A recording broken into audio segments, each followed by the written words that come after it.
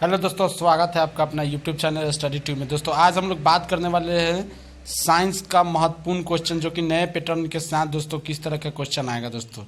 तो चलिए दोस्तों वीडियो को स्टार्ट करते हैं। मैट्रिक साइंस क्वेश्चन देखते हैं ऑब्जेक्टिव। ठीक है दोस्तों, अगर दोस्तों इस चैनल पर नए हैं तो इस चैनल को सब्सक्राइब कर ले और अपने दोस्तों के पास शेयर कर दे। ठीक है दोस्तों, चलिए स्टार्ट करते हैं दोस्तों।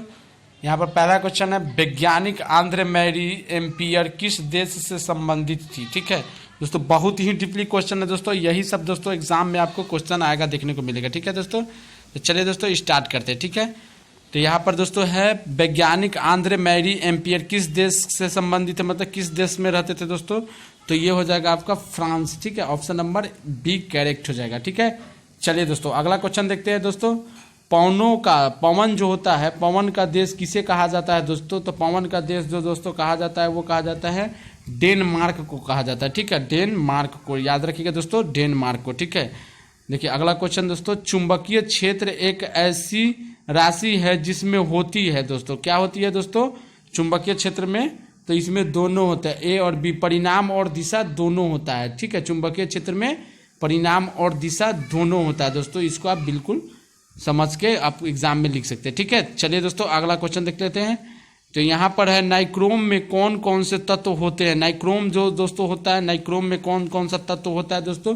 तो निकेल और ये क्रोमियम होता है। ठीक है, निकेल और क्रोमियम होता है। ठीक है, तो ये आपका क्वेश्चन जो कि बहुत ही महत्वपूर्ण है मैट्रिक में। ठीक है दोस्तों, इसी तरह का क्वेश्चन साइंस में देखने को मिलता है दोस्तों। ठीक है, तो चलिए दोस्तों अगला क्वेश्चन देख लेते हैं हम लोग। तो यहाँ पर है अगला क्वेश्चन दोस्तों, इलेक्ट्रॉन पर कितना आवेश होता है। इलेक्ट्रॉन पर जो आवेश होता है दोस्तों कितना होता है। इलेक्ट्रॉन पर आवेश की संख्या कितनी होती है। तो ये होती है दोस्तों 1.6 इंटू 10⁻⁻19 कूलम्ब होता है दोस्तों। इसको आप याद रखिएगा। ठीक है, 1.6 इंटू 10⁻⁻19 होता है कूलम्ब। ये इलेक्ट्रॉन पर आवेश होता है, याद रखिएगा दोस्तों इस क्वेश्चन को। ठीक है, तो चलिए अगला देखते हैं, जूल बट्टा कूलम्ब। जूल बट्टा यहाँ पर बट्टा है दोस्तों, जूल बट्टा कूलम्ब किसके बराबर होता है। जूल बट्टा कूलम्ब दोस्तों किसके बराबर होगा, तो आपको बताना है किसके बराबर होना चाहिए। ठीक है, तो जूल बट्टा कूलम्ब जो है दोस्तों वो किसके बराबर होगा दोस्तों। तो ये आपका हो जाएगा,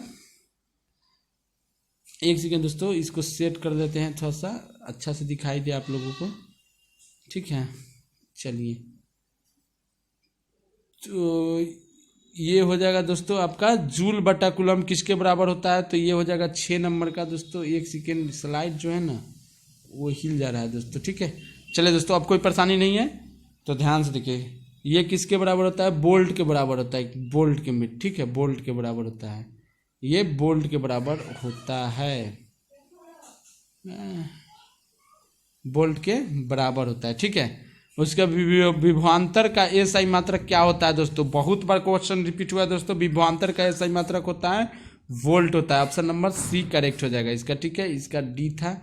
देखिए उसके बाद में विभवांतर मापने वाले यंत्र को कहते हैं, विभवांतर मापने वाले यंत्र को क्या कहते हैं दोस्तों, इसको कहते हैं वोल्ट मीटर कहते हैं दोस्तों। ठीक है, वोल्ट मीटर। ठीक है, चलिए अगला आगे देख लेते हैं। 9 नंबर क्वेश्चन, शक्ति का एसआई मात्रक क्या है। शक्ति का एसआई मात्रक, शक्ति का एसआई मात्रक क्या होता है दोस्तों।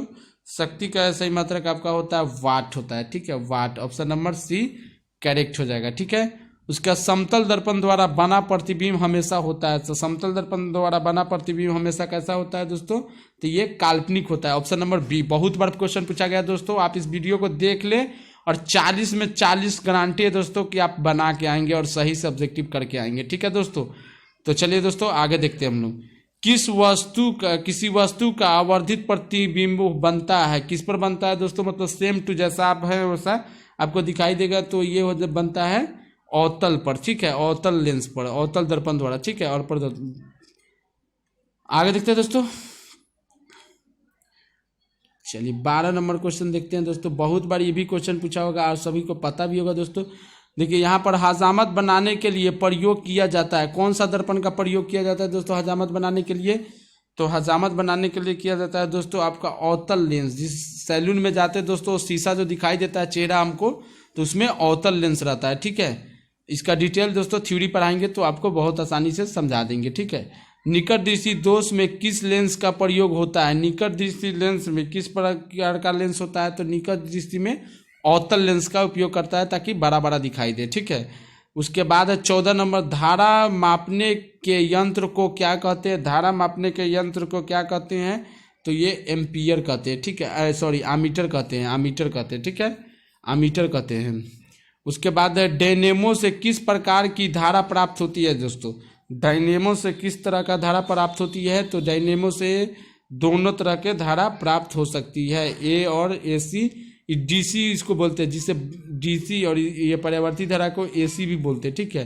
तो डायनेमो से दोनों प्रकार के धारा जो है प्रवाहित होगा, ठीक है दोस्तों, प्राप्त कर सकते हैं हम लोग। चलिए अगला क्वेश्चन ले लेते हैं दोस्तों। यहाँ पर 16 नंबर दोस्तों क्वेश्चन है, आवेश का मात्रक होता है। आवेश का मात्रक दोस्तों क्या होता है? कूलम होता है, ठीक है, कूलम। उसके बाद में नवीकरणीय ऊर्जा का स्रोत है। नवीकरणीय ऊर्जा का स्रोत है दोस्तों, तो यहाँ पर है आपका नवीकरणीय ऊर्जा का स्रोत होता है दोस्तों, तो ये होता है सौर ऊर्जा होता है। बी ऑप्शन करेक्ट हो जाएगा, ठीक है। उसके बाद दोस्तों इनमें से कौन अधातु होते हुए भी चमकीला होता है? कौन सा धातु होते हुए भी चमकीला होता है? 18 में होगा आयोडीन होता है, ठीक है, 18 का आयोडीन होगा। आयोडीन जो है चमकीला होता है। चलिए दोस्तों आगे क्वेश्चन देख लेते हैं। तो कार्बन की परमाणु संख्या कितनी होती है? कार्बन की जो परमाणु संख्या होती है दोस्तों वह कितनी होती है? तो ये होती है 6 होती है। ऑप्शन नंबर सी करेक्ट हो जाएगा। चलिए ठीक है। उसके बाद पीबी प्लस एस सॉरी जो इक्वेशन दिया गया है दोस्तों यहाँ पर देख सकते हैं, ये इक्वेशन जो दिया गया है दोस्तों ये किस प्रकार का इक्वेशन है। तो ये दोस्तों अगला वीडियो में हम इसको बनाने वाले हैं, तो आप इस चैनल को सब्सक्राइब कर ले ताकि आप इसको अच्छे से समझ पाएंगे, ठीक है। तो ये होता है विस्थापन अभिक्रिया, ये होता है विस्थापन, ठीक है। कैसे होगा दोस्तों ये अगला वीडियो में पूरा इसका डिटेल से बनाएंगे केमिस्ट्री का, तो उसमें आपको समझा दिया जाएगा, ठीक है। चलिए आगे देख लेते हैं दोस्तों। थोड़ा सा बड़ा कर देते हैं ताकि आपको दिखाई नहीं। चलिए यहाँ लोहे से जिंक को लेपित करने की क्रिया को क्या कहते हैं? लोहे से जिंक को लेपित करने की क्रिया को क्या कहते हैं दोस्तों? तो ये क्या कहा जाता है? गैल्वेनीकरण कहा जाता है, ठीक है। ऑप्शन नंबर बी करेक्ट हो जाएगा। उसके बाद में दोस्तों जस्ता तथा तन्नु हाइड्रोक्लोरिक अम्ल की अभिक्रिया के फलस्वरूप निम्न में से कौन सा गैस बनता है? तो कौन सा गैस बनता है दोस्तों? ये बनता है H2 हाइड्रोजन, ठीक है। उसके बाद निम्नलिखित में से कौन सा अधिक अभिक्रियाशील है दोस्तों? ये सब बहुत क्वेश्चन पूछा जाता है दोस्तों। कौन सा अधिक अभिक्रियाशील है? तो Cu कॉपर होगा, कॉपर सी में, ठीक है, Cu कॉपर को बोला जाता है दोस्तों, ठीक है। निम्न में से कौन अधातु है? कौन दोस्तों अधातु है? तो कौन सा अधातु है? तो ये आ जाएगा कार्बन, ठीक है। कैल्शियम की परमाणु संख्या कितनी होती है दोस्तों? मोस्ट वीवीआई क्वेश्चन है, मोस्ट वीवीआई क्वेश्चन दोस्तों कितनी होती है? तो ये होती है दोस्तों 20, ठीक है, 20 होती है। चलिए सभी क्वेश्चन को नोट कर लीजिए दोस्तों। अगर कॉपी में नोट करते हैं तो आसानी से इसको नोट कर लीजिए ताकि एग्जाम के समय में आपको सभी क्वेश्चन याद करके अच्छे से बन जाए, ठीक है। चलिए आगे देख लेते हैं दोस्तों। सिलिका क्या है? सिलिका, सिलिका दोस्तों क्या है? सिलिका बताइए, कोई आदमी कमेंट कीजिए क्या है। तो ये होगा दोस्तों, नहीं पता है तो देख लीजिए, ये कोई नहीं, इसमें से कोई नहीं है, ठीक है, सिलिका। आगे देखते हैं दोस्तों।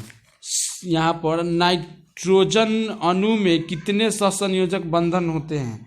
27 का जो है वो क्वेश्चन है। नाइट्रोजन अणु में कितने सहसंयोजक बंधन होते हैं दोस्तों? 3 बंधन होते हैं, ठीक है। संगमरमर का रासायनिक सूत्र, बहुत महत्वपूर्ण क्वेश्चन है दोस्तों। संगमरमर का रासायनिक सूत्र होता है CaCO3। उसके बाद में है सोडियम कार्बोनेट का अणुसूत्र होता है। सोडियम कार्बोनेट का अणुसूत्र दोस्तों क्या होता है?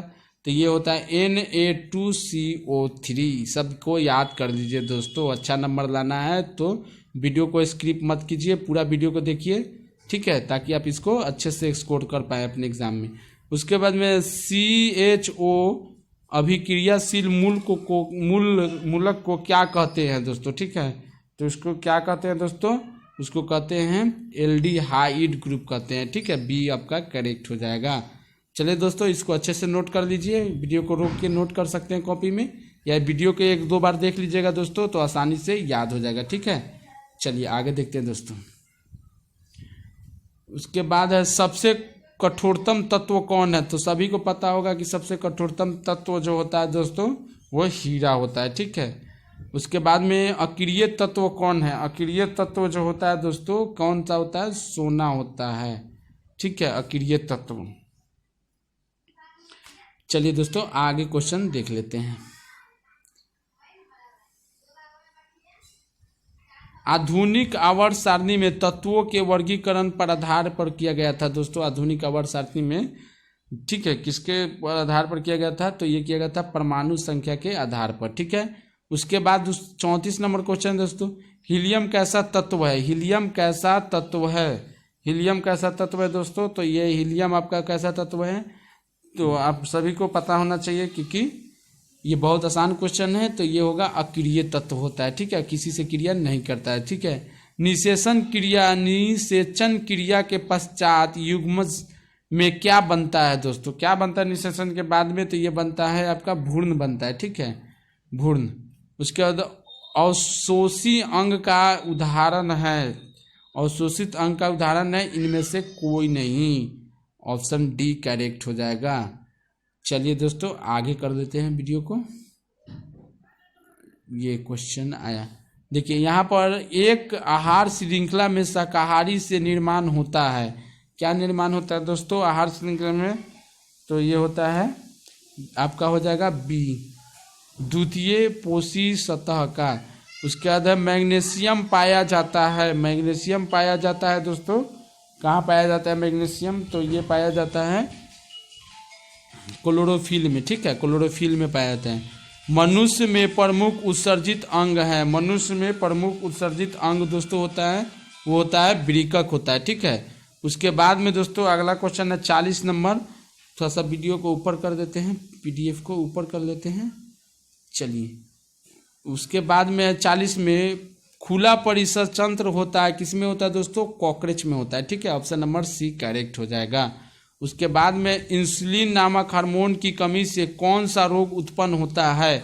इंसुलिन नामक हार्मोन की कमी से दोस्तों कौन सा रोग होता है, तो इंसुलिन जो होता है मधुमेह होता है, जिससे चीनी की बीमारी बोला जाता है दोस्तों। ठीक है, उसके बाद दोस्तों तंत्रिका तंतु में उत्पत्ति किस प्राथमिक ऊतक द्वारा होता है, तो ये किसके द्वारा होता है दोस्तों, ये होता है आपका इंडोड्रम। सी नंबर आपका करेक्ट हो जाएगा। ठीक है, चलिए दोस्तों आगे वीडियो को देख लेते हैं। ठीक है, तो यहाँ पर आपका 48 क्वेश्चन पूछा जाएगा, जिसमें 40 क्वेश्चन दोस्तों साइंस सोशल साइंस में बनाना होता है। ठीक है, तो इसमें 48 क्वेश्चन का ये PDF है, आपको 40 ही क्वेश्चन एग्जाम में बनाना होगा। ठीक है, मनुष्य में वृक्क एक तंत्र का भाग है जो संबंधित है, किससे संबंधित है दोस्तों, तो ये है उत्सर्जन से। सी ऑप्शन करेक्ट हो जाएगा।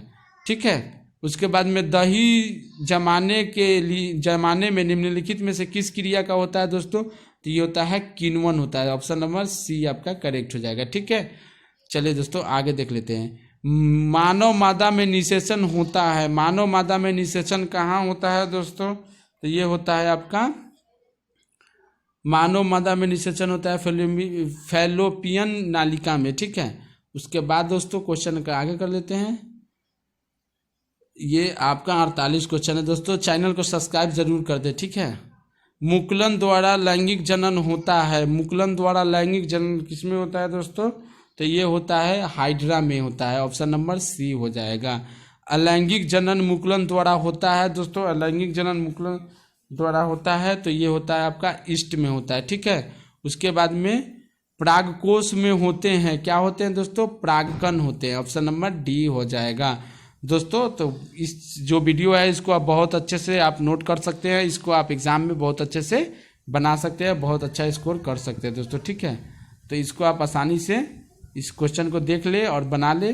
ठीक है, अगर आपको दोस्तों इससे जुड़ा हुआ कोई भी PDF चाहिए तो कॉल कर, ये व्हाट्सअप मेरा नंबर है, व्हाट्सअप पे आप कॉल तो कर सकते हैं, लेकिन आप व्हाट्सअप कर देंगे तो आपको PDF डायरेक्ट मिल जाएगा आपके मोबाइल पे। ठीक है, तो इसका PDF चाहिए दोस्तों तो ये आपका लिंक डिस्क्रिप्शन में दे देते हैं नंबर दोस्तों, उसमें आप कॉल करके या मैसेज करके व्हाट्सएप पे आप अपना PDF ले सकते हैं डेली का। ठीक है दोस्तों, तो इसी तरह जुड़े रहिए और सपोर्ट कीजिए दोस्तों। फिर आगे मिलते हैं अगला वीडियो में दोस्तों। ठीक है, जो कि साइंस का बहुत महत्वपूर्ण क्वेश्चन होगा दोस्तों, वो भी 48 क्वेश्चन होगा दोस्तों। जल्दी मिलते हैं हम लोग, ठीक है।